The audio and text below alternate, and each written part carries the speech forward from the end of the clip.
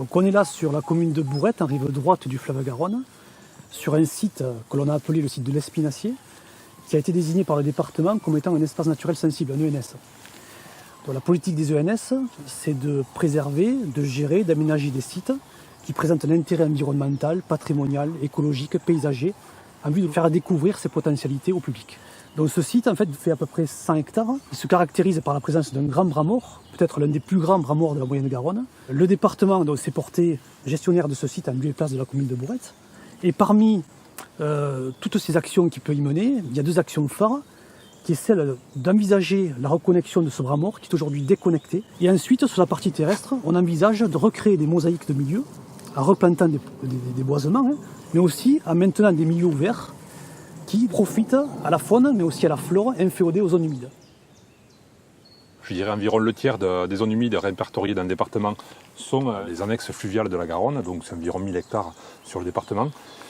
Ce qui est intéressant, c'est un petit peu de voir aussi la genèse de tout ce site. Actuellement, nous sommes ici, donc on a l'entrée du bras mort qui est de petite taille, donc qui fait environ 1 hectare, qui est ici. Donc, et tout le reste, en fait, toute la partie qui se développe sur plus d'1 kilomètre, se retrouve 1 à 2 mètres au-dessus du niveau de la Garonne. Mais en fait, auparavant, on avait la Garonne qui passait dans ce bras. Voilà. En 1950, la Garonne passait ici. Au XIXe siècle, elle passait encore totalement ailleurs. Puis on avait un lit qui divaguait et qui a créé ces mosaïques d'habitat. Voilà. Elle est creusée à l'endroit, elle déposait ailleurs. On avait vraiment un équilibre dynamique qui s'installait. On avait des bras morts qui se créaient, qui se comblaient petit à petit, se faisaient ailleurs.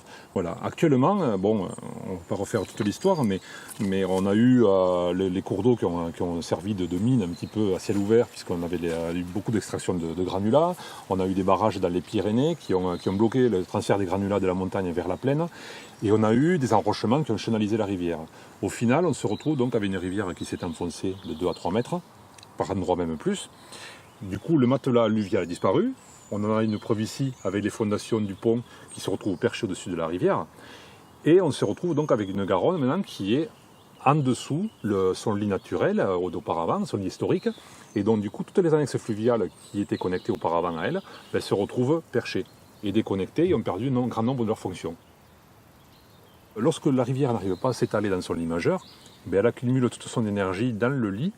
Elle provoque encore un creusage supplémentaire et déstabilise aussi les berges. Voilà. Donc d'où l'intérêt aussi d'avoir ces annexes fluviales connectées qui permettent un débordement plus facile. Qui vont lui permettre de déborder plus facilement et de s'étaler là où il n'y a pas d'enjeu.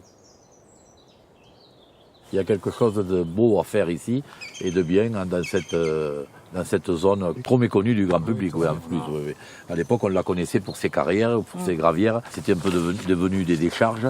Et c'est bien qu'on arrive aujourd'hui à retrouver quelque chose de magnifique avec une portée pour la faune, pour la flore et pour tout ça.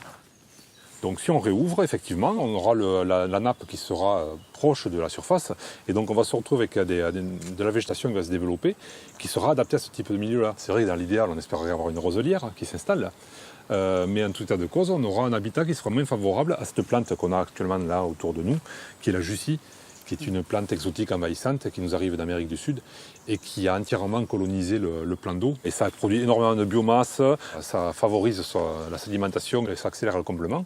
Et la végétation autochtone se retrouve exclue de ce type de milieu-là. À l'heure actuelle, quand il y a une inondation, même moyenne, pas une grosse inondation, une inondation moyenne, de toute façon, ça sera rempli. La crue 2003, on avait de l'eau jusqu'aux Charpentières. Là, on était sous 2,50 m d'eau. D'accord.